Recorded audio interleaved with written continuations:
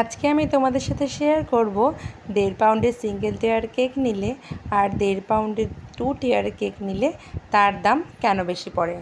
Hello everyone, কেমন আছো তোমরা সবাই? আশা করি তোমরা সবাই খুব ভালো আছো আর আমিও ভালো আছি। চলো আজকে একটা নতুন কেকের ডেকোরেশন তোমাদের সাথে শেয়ার করে ফেলি। এটা ছিল 1.5 পাউন্ডের 2 টিয়ারের মধ্যে একটি কেক। এটা আমার একটি বন্ধু অর্ডার করেছিল তার ভাগ্নির বার্থডের জন্য। তো সেটাই আমি বানাচ্ছি। আর এটা তার কোনো ডিজাইন কালার ডিমান্ডিং ছিল না।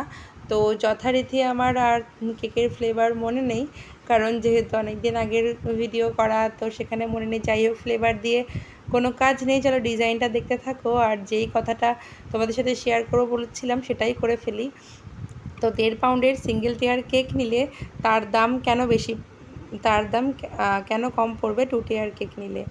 তো দেখো, 2 টিয়ার কেক নিলে আমাদের দুটো কেক আলাদা করে আইসিং করতে হবে, দুটো কেক আলাদা করে বেক করতে হয়। যেখানে সিঙ্গেল টিয়ার কেক নিলে একবার আইসিং করলে, একবার বেক করলেই সম্পূর্ণটা কমপ্লিট হয়ে যায়। আর সেখানে তো আমাদের খাটনি বেশিই পড়ে, তো সেটার একটা আলাদা এক্সট্রা চার্জ থাকে, যেহেতু ডবল খাটনি করতে হয়। আর তারপরে থাকে কেকের বোর্ড। 2 টায়ারের কেক করলে কেকের বোর্ডটাও আমাদের বড় নিতে হয়, না হলে দেখতে ভালো লাগে না। আর তারপরে এখন দেখতে পাচ্ছি যে পাইপটা আমি ইনসার্ট করছি 2 টায়ারের কেকে, সেই পাইপও একটা ইনসার্ট করতে হয়, না হলে কেক নিয়ে যাওয়ার ক্ষেত্রে একটা রিস্ক থেকে যায় পড়ে যাওয়ার জন্য।